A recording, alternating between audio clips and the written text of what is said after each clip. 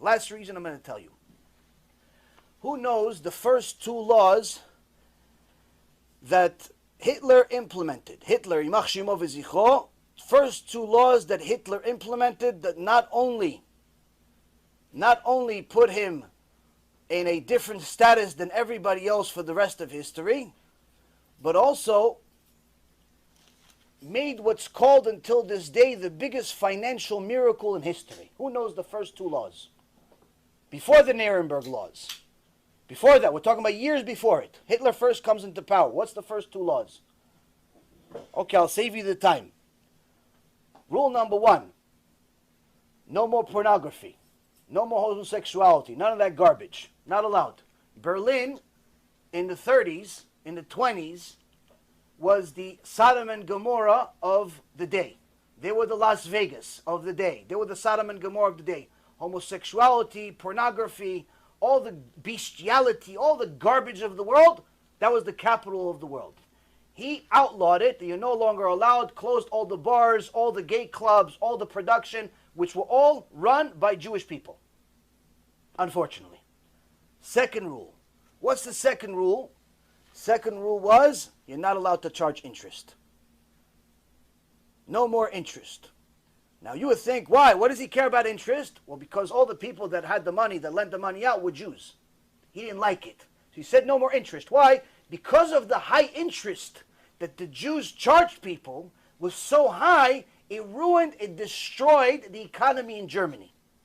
They destroyed, just like they destroyed Russia a few years before that through their communism over there. Jews destroyed Russia, not Goyim. Jews destroyed. Communism is by Jews. Well, don't let anybody confuse you. You look at history, Karl Marx, all the other Reshaim, they're all Jews. Wicked, but nonetheless Jews. They destroyed Russia, and he wrote in chapter 2 of Mein Kampf, they destroyed Russia, now they're destroying Germany, that's why I have to destroy them. Now, this doesn't make he's right. The point is, that's actually real, true history. Now, he saw that the Jews are controlling the financial system and they're charging such high interest, they destroyed the German economy to the extent that by the time you arrived to go to the store to buy bread, you had to take a whole horse carriage full of money. By the time you arrived at the store, it wasn't enough. Why? Because the inflation rate was so high. The bread became so much more valuable and your money went down. So now he says, what's the cause of this? Because nobody could afford to do anything because the interest rates are so high. So he decided no more interest rates. You're not allowed to charge interest rates. And at that time, the Great Depression was happening around the entire world. Everyone was in a financial collapse. America was a financial collapse. England was a financial collapse. Everybody else was collapsing. Germany collapsed worse than everybody else. But after he passed this law of no more interest, within 6 years, Germany became the leading, wealthiest economy in the world. They called it a financial miracle. Why? They were the only ones that were bold enough to stop interest. This is one of the biggest reasons of why he hated Jews. Because they destroyed the economy because of their greed. Rabotai, it's not making them right. Don't let this confuse you. But this is happening again. The cash advance business right now is destroying the economy in America. Why? Because all of the people that are defaulting, all of the people that are being stolen from, guess who they are? Small businesses. Small businesses are what build economies, not big businesses. Coca-Cola, Apple, Google, Amazon, all those big companies, they're good for business, but they're not the economy. What makes an economy, what makes an economy prosper is when there's small businesses starting and small businesses flourishing, because they are the ones that actually hire the most amount of people. If you have small business grow, your economy grows. You have small business decline, your economy declines. I was in the financial business for 20 years. This is one thing you can't challenge. Now, when you have an industry that their number one objective, directly or indirectly, is to destroy small businesses, guess what? This is happening again. And you'll see, if nobody listens to me, nobody listens to the Torah, nobody listens to history, and everybody ignores it, this is going to be a huge blow-up to the extent where you can see how Edom, just like the Torah says, Edom is going to come back again, Edom becomes America. Edom becomes America. Why? Because America is Edom, after all. But you'll see what happens. And you'll see that all of a sudden the 6 million Jews that are in America, that feel comfortable, that are sometimes in government, that are sometimes in politics, that are running big businesses, and so on and so forth. Guess what? Same exact thing happened in Germany. We were in politics, we were in business, we were prospering, we were great. In Germany, same exact thing. In Greece, same thing. In Rome, same thing. In Egypt, same thing. But guess what? We get greedy, we get sinful, we become Reshaim. What happens? Hashem says, oh, you want to be Reshaim? I'll punish you. With what? With the same goy that you wanted to become like. And this, Rabotai, is what's happening under our noses. And unfortunately, this, I don't know whether the Gdolim that we have in this world today are unaware or nonchalant. I'm not really sure. All I can tell you is, I've had in my career 5 times, 5, maybe 6 times, where I had a aha moment. Meaning, I saw something, to me was clear as day. I knew this deal was going to work out. I saw a stock, it was $4, I said this is worth 32. How long? 2, 3, 4 years. It's going to be 32. Sometimes happen faster, sometimes longer. 5 times in my career, certain things like that happened to me, Baruch Hashem. This, for sure, is an aha moment. Unless the government actually, by Chazdei Hashem, by mercy of Hashem, interferes with that industry and completely ruins it, we will see a Holocaust starting from this business. So let me explain to you. I'm an honest person, so I don't beat around the bush. I'm going to tell you things as they are. I was on Wall Street for 16 years. I had my own firm. I know a little bit more about the financial business than any rabbi in the world. Why? I was on Wall Street. Before I was a rabbi, I was on Wall Street. I had a firm, I had a brokerage firm, had a hedge fund, had an insurance company. Baruch Hashem, I was an executive. I was on CNBC, I was on Bloomberg. I was somebody. I wasn't like some guy that worked at Merrill Lynch, made $100,000 a year. You did an $85,000 deal where you lent somebody $85,000. I made $1.6 million for myself in one day. So there's a little bit of experience that came with it to get to that point.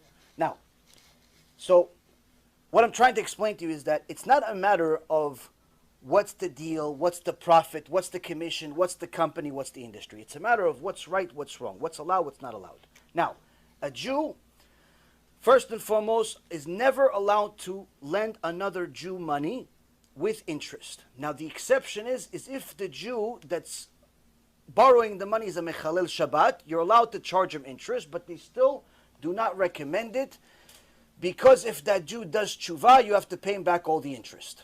But needless to say, you're not allowed to lend the average Jew that keeps Shabbat money and charge him interest. That's rule number 1.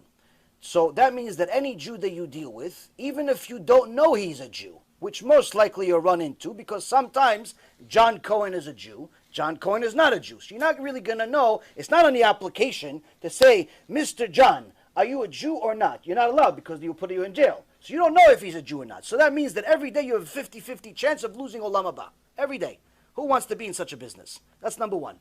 Number 2, even if you only deal with goyim, you're still not allowed to do something called usury. Usury is overcharging and lending money in such a way, or doing business in such a way where it hurts the public.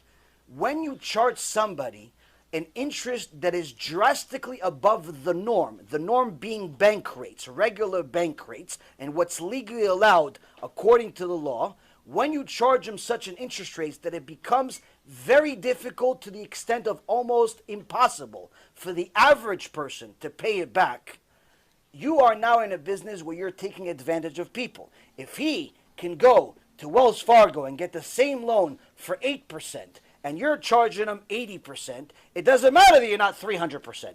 Even if the average was 8 and you were 15, you are in a problem. Even if the average was 8 and you are 30, you are in a problem. It doesn't have to be 300. 300 just means you're just a psychopath. 80% is still highway robbery. 80% is still against halacha. Still not allowed to do it even for goyim. Why? Because it's usury. But even more so than anything else that I've just said, when this is eventually exposed to the public, it will lead every single member that works for these companies, even as a clerk, even not as a broker, a clerk, a secretary, a janitor, works for ABC Lending, that does cash advance when it's sufficiently disclosed to the world, because Hashem is going to do that. Guess what? Chilul Hashem. And any single person that's involved in Chilul Hashem, the Reshit Chochmah says what the Gemara in Masechet Rosh Hashanah, page 17a says, he goes to Gehenom and he doesn't leave. Ever. Even after Mashiach.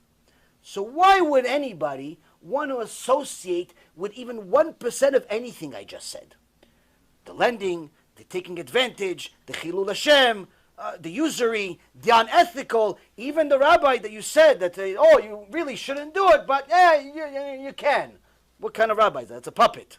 You have to find yourself a real rabbi that's going to tell you, not allowed. No, not recommended. Not allowed. Not allowed. That's what it is. Not allowed. You have to quit tomorrow. Go, how about this? Do yourself a favor. Go on Bloomberg. Bloomberg, go on Google, go on Bloomberg. You look at cash advance business. It's a 5-part article explaining the entire industry for you. Everything I just said with a little bit of sugar on it.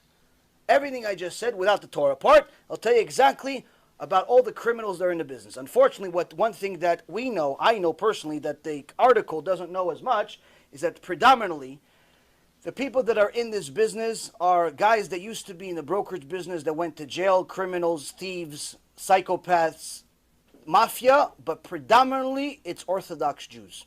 Predominantly it's Orthodox Jews funding it, selling it, and you have even yeshiva kids that have no skills whatsoever going into that business and starting to make $10,000, $20,000 a month without even knowing what to do. Why? This is much worse than the boiler room days of the stock market business was 30 years ago.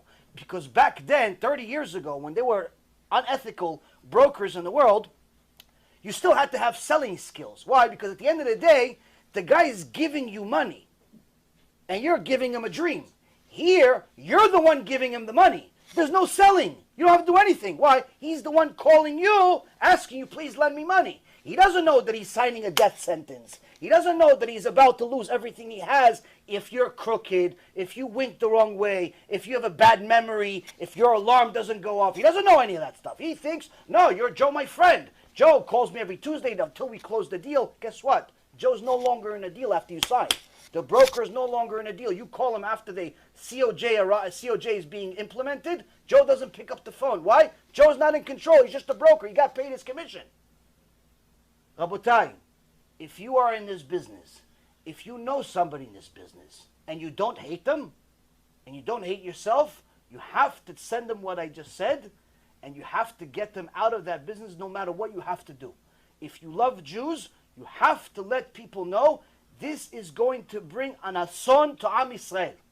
It's going to bring a disaster to Am Yisrael. It's going to bring a disaster no different than the Holocaust.